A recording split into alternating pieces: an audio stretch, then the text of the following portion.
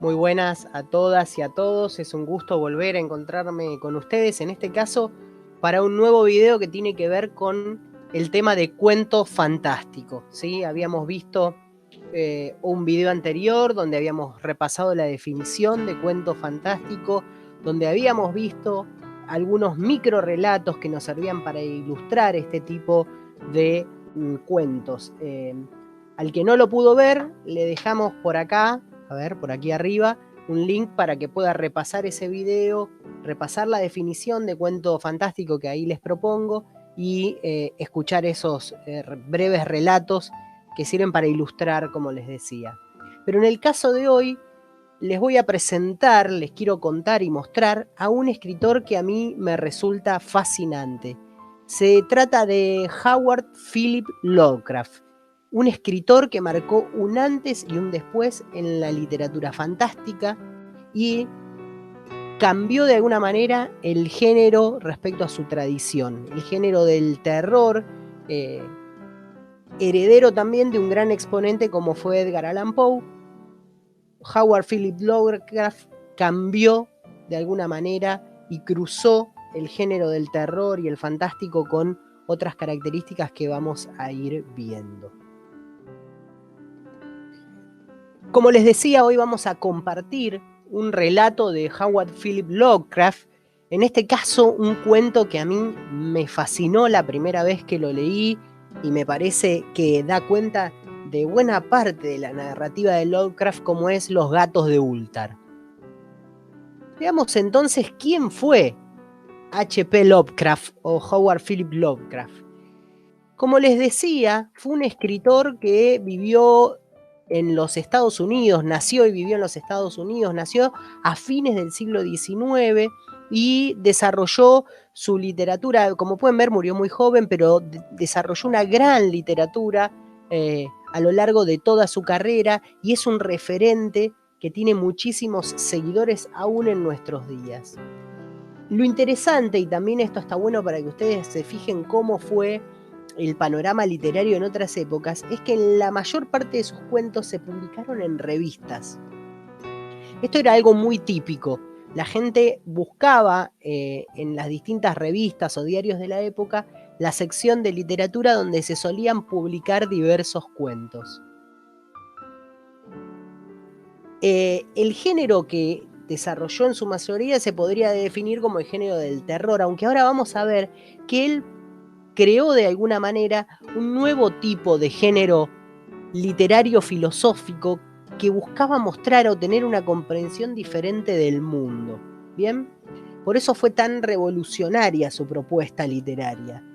No podemos encasillar todos sus relatos simplemente en el género del terror o del fantástico sin primero dar cuenta de estas características.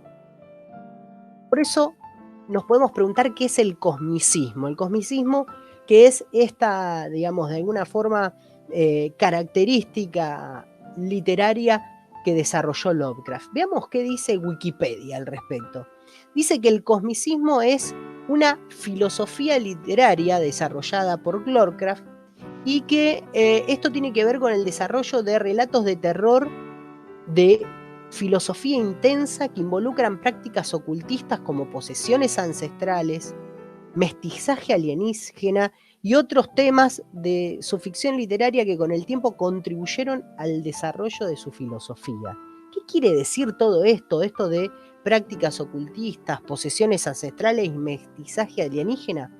Bueno, quizá la clave para poder entender la literatura y la construcción mítica que hizo Lovecraft en los ritos y mitos del Cthulhu, que fue todo un mundo que creó, tiene que ver con que Lovecraft entendía que el cosmos, todo lo que existe, no gira en torno al ser humano.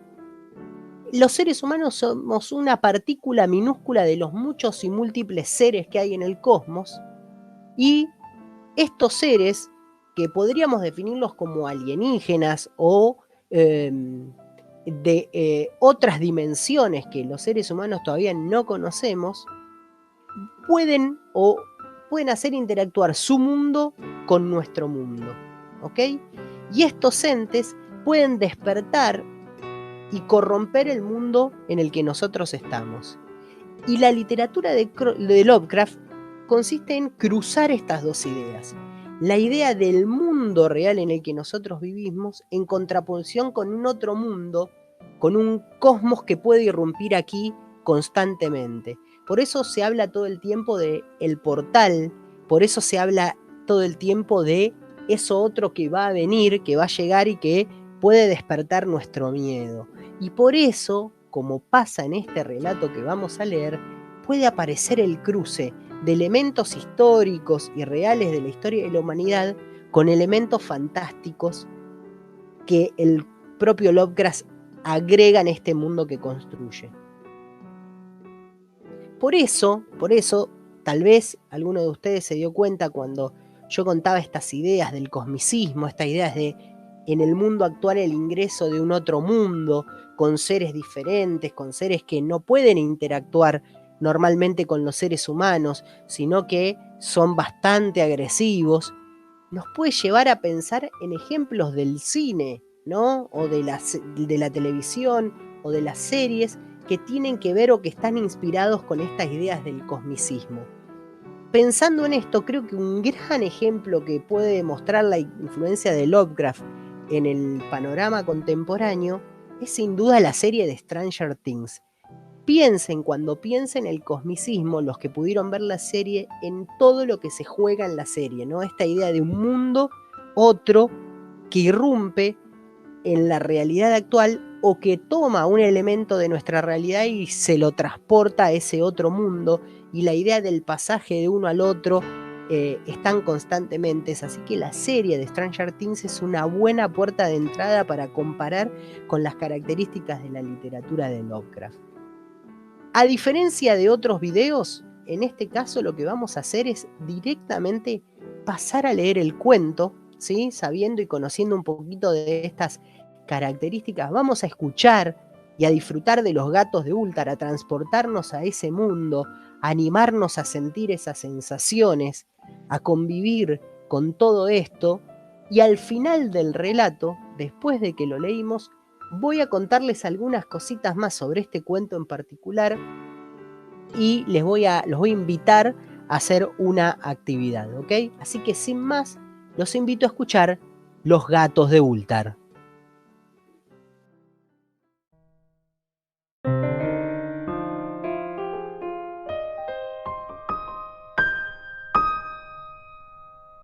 Los gatos de Ulthar, de Howard Philip Lovecraft.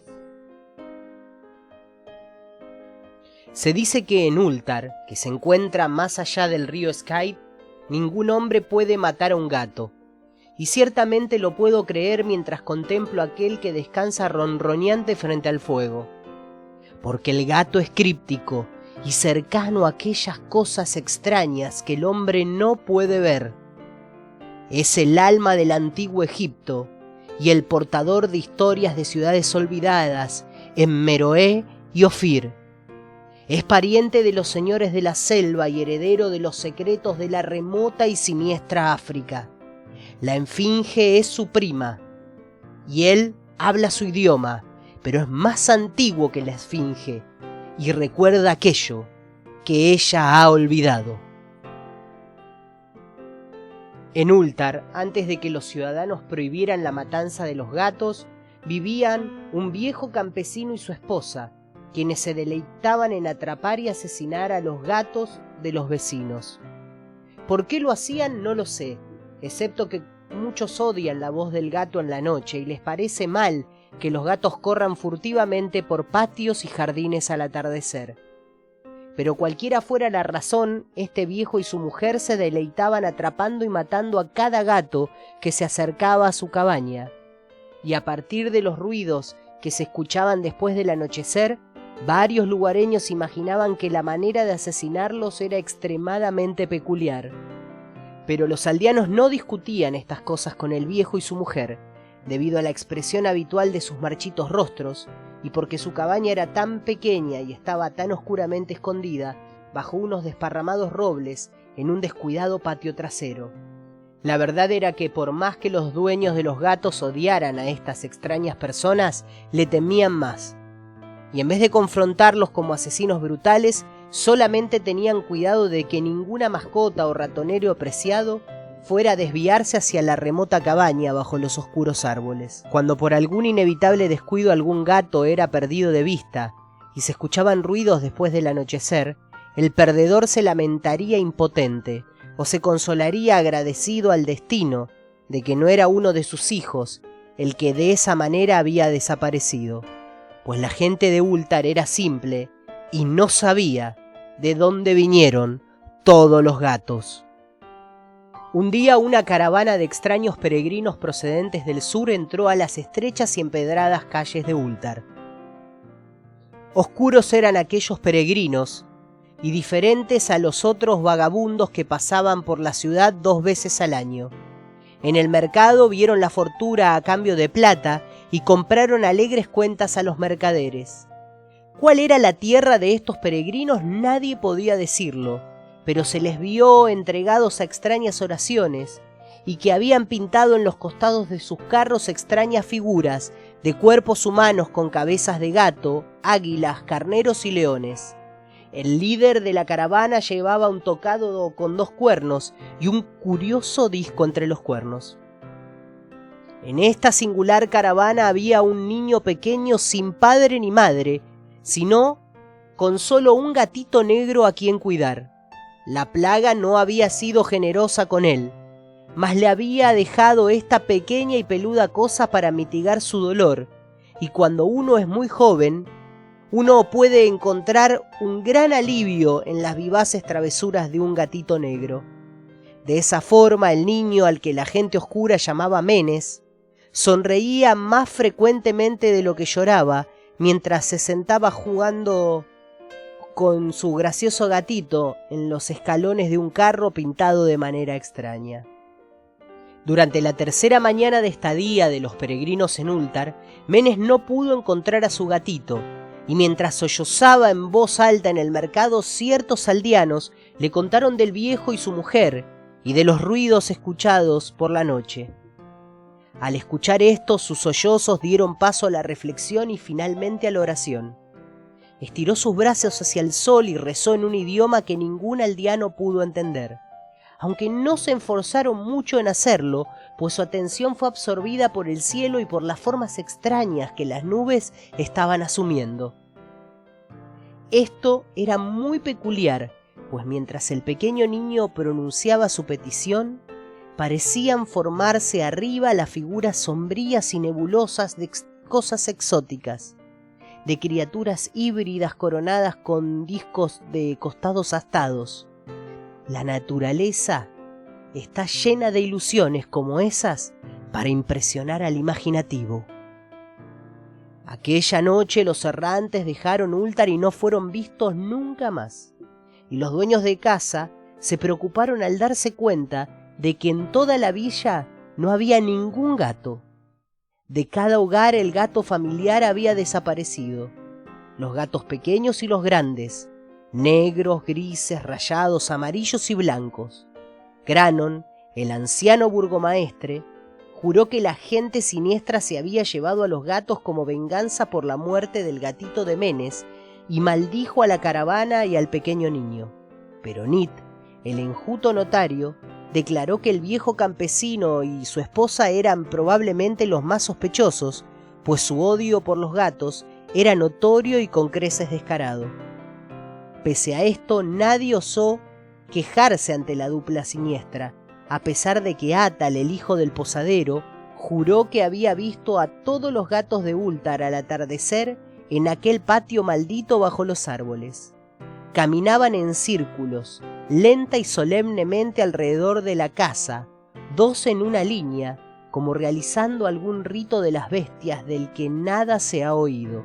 Los aldeanos no supieron cuánto creer de un niño tan pequeño, y aunque temían que el malvado par había hechizado a los gatos hacia su muerte, preferían no confrontar al viejo campesino hasta encontrárselo fuera de su oscuro y repelente patio. De este modo, Ultar se durmió en un infructuoso enfado. Y cuando la gente despertó al amanecer, he aquí que cada gato estaba de vuelta en su acostumbrado fogón. Grandes y pequeños, Negros, grises, rayados, amarillos y blancos, ninguno faltaba. Aparecieron muy brillantes y gordos y sonoros, con ronroneante satisfacción. Los ciudadanos comentaban unos con otros sobre el suceso, y se maravillaban no poco. Cranon, el anciano, nuevamente insistió en que era la gente siniestra quien se los había llevado, puesto que los gatos no volvían con vida de la cabaña del viejo y su mujer. Pero todos estuvieron de acuerdo en una cosa, que la negativa de todos los gatos a comer sus porciones de carne o a beber sus platillos de leche era extremadamente curiosa. Y durante 2 días enteros, los gatos de Ultar, brillantes y lánguidos, no tocaron su comida, sino que solamente dormitaron ante el fuego o bajo el sol. Pasó una semana entera antes de que los aldeanos notaran que en la cabaña bajo los árboles no se prendían luces al atardecer. Luego, el enjuto Nit recalcó que nadie había visto al viejo y a su mujer desde la noche en que los gatos estuvieron fuera. La semana siguiente, el burgomaestre decidió vencer sus miedos y llamar a la silenciosa morada como asunto del deber, aunque fue cuidadoso de llevar consigo como testigos a Zag, el herrero, y a Tul, el cortador de piedras. Y cuando hubieron echado abajo la frágil puerta, solo encontraron lo siguiente: 2 esqueletos humanos limpiamente descarnados sobre el suelo de tierra, y una variedad de singulares insectos arrastrándose por las esquinas sombrías. Posteriormente, hubo mucho que comentar entre los ciudadanos de Ultar. Zag, el forense, discutió largamente con Nit, el enjuto notario, y Cranon, Shang y Tul fueron abrumados con preguntas. Incluso el pequeño Atal, el hijo del posadero, fue detenidamente interrogado y como recompensa le dieron una fruta confitada.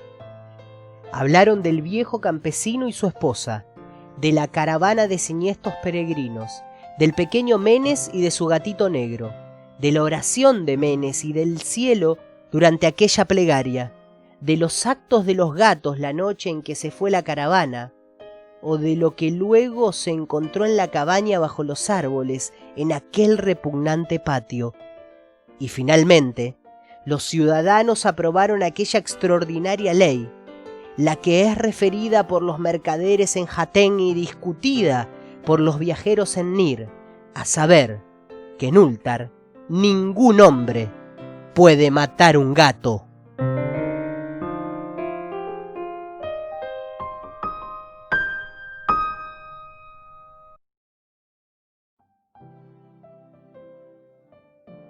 Muy bien, y así hemos escuchado este cuento, el cuento de los gatos de Ultar.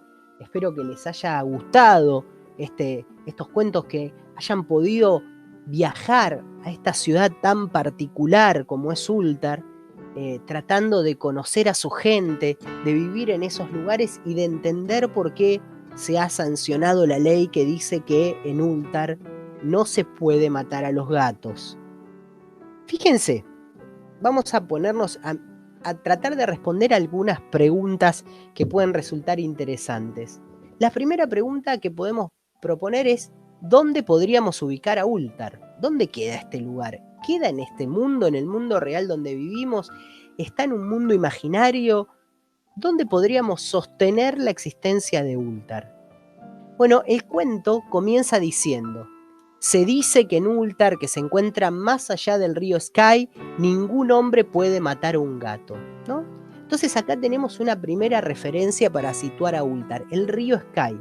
Si uno busca, no vamos a encontrar un río en la actualidad que tenga este nombre, pero existe un texto que es una especie de enciclopedia de los relatos de Lovecraft, que junta todos esos relatos y arma y organiza el mundo que Lovecraft describe en sus relatos, ¿no? Es muy interesante esta enciclopedia que algún fanático de la literatura de Lovecraft armó, compendió y nos organizó para poder ubicarnos. Nos dice que el río Sky es nombrado en otros relatos. Y fíjense cuál es la definición que da esta enciclopedia. Dice: el río Sky es el río de las tierras de los sueños, próximo a la ciudad de Ultar. Fíjense, en el mundo que Lovecraft construyó, este río comienza en un lugar que se llama la Tierra de los Sueños y baja y pasa muy cerquita de la ciudad de Ultar. ¿Qué quiere decir esto? Que la ciudad de Ultar es una ciudad imaginada y creada por el universo mítico de Lovecraft y situada entonces en gran parte de su narrativa. Hay otros relatos y otros cuentos que también hablan de Ultar y nos cuentan cosas ocurridas en esta ciudad.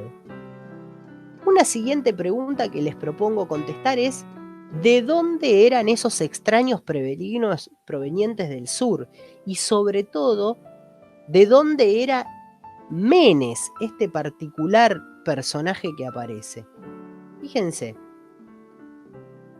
vamos a tomar 3 citas del cuento. La primera dice: un día una caravana de extraños peregrinos procedentes del sur entró a las estrechas y empedradas calles de Ultar. Oscuros eran aquellos peregrinos y diferentes a otros vagabundos que pasaban por la ciudad 2 veces al año.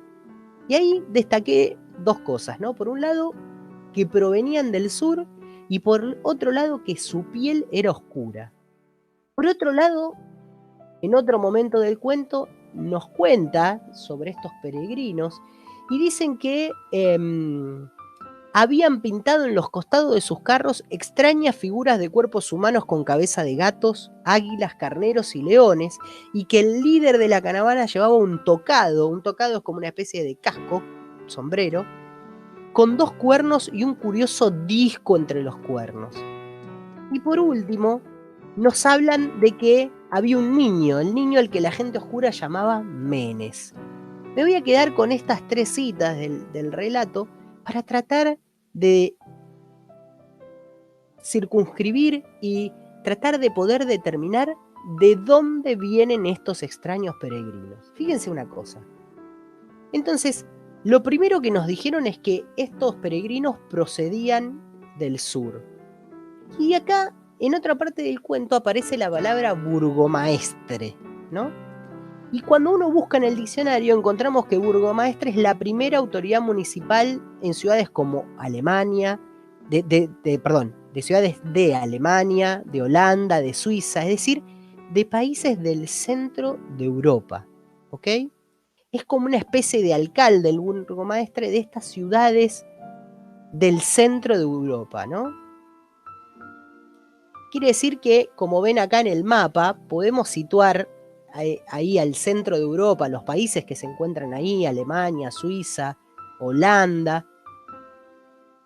Y quiere decir que Ultar, de alguna manera, podríamos pensar que se encontró en algún momento de la historia, de algún pasado lejano, muy, muy lejano, en donde tenemos este círculo por ahí, ¿no? Podemos pensar que Ultar, este mundo imaginario, a pesar de ser imaginario, a pesar de ser creado y una ficción de Lovecraft, esa ficción podría ubicarlo en una especie de Europa central, ¿no? Y después, otro dato importante es que nos decía que estos personajes eran oscuros, ¿no? De piel oscura. Y si provienen del sur, y miro acá mi Rosa de los Vientos, que tengo por aquí, que me dice que provienen del sur, estos peregrinos, y entonces es al sur de esta parte de Europa, automáticamente me aparece el norte de África, ¿no?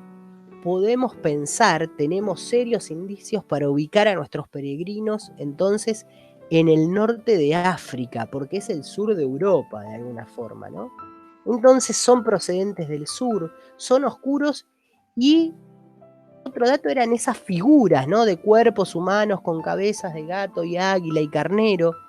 Si yo agarro todo esto, ¿no? Tomo todos estos indicios, el norte de África, la idea de ciertas figuras divinas que ellos pintaban y los rezos que realizaban, puedo sin duda postular con cierta certeza que estos peregrinos provenientes del sur provenían de Egipto. Y acá mi relato, el relato que acabamos de escuchar, cobra otro sentido. ¿Por qué es importante que estos peregrinos vengan de Egipto? ¿Qué quiere decir que entre sus filas se hace un niño llamado Menes? Bueno, fíjense. En el antiguo Egipto había una diosa llamada Bastet.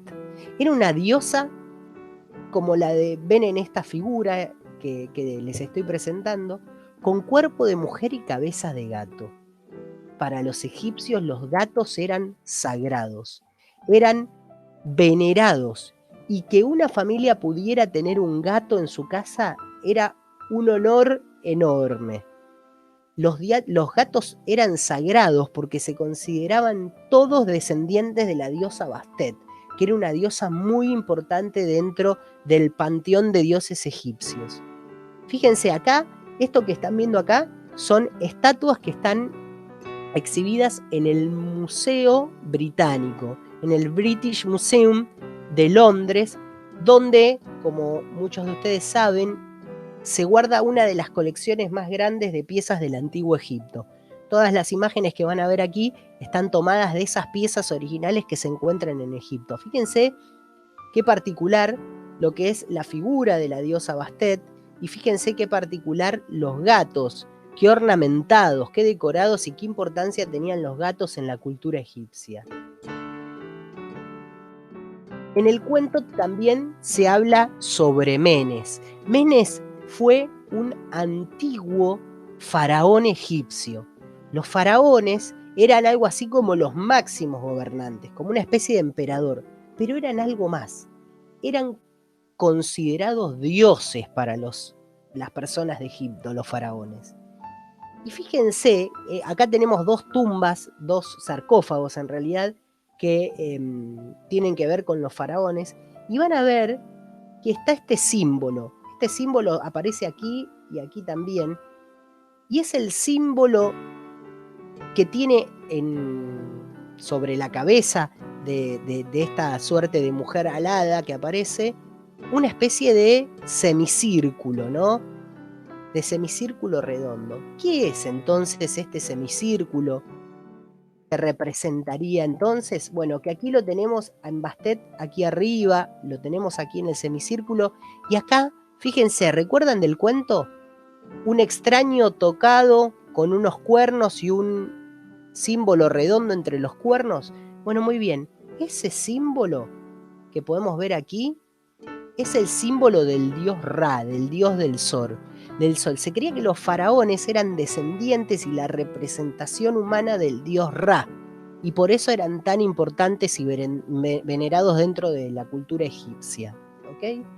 Así que fíjense, en nuestro relato, Lovecraft toma parte de la tradición egipcia, la veneración por los gatos, la idea de que el gato está conectado con lo divino, con lo trascendental, y nos presenta un mundo particular, donde los egipcios, que además está todo este mito de la cultura egipcia relacionada con los extraterrestres, porque cuesta explicar cómo construyeron las pirámides y todo esto, Lovecraft toma todo ese universo de la cultura egipcia, lo pone dentro de su mundo y cruza todos estos mundos, armando como una suerte de unión del cosmos, de la Tierra, de lugares semi-reales como es el centro de Europa, con las palabras burgomaestres, con lugares inexistentes como Ultar, y con la llegada de estos peregrinos que claramente nos remiten a Egipto, arma todo esto y generan este gran relato, este gran cuento que es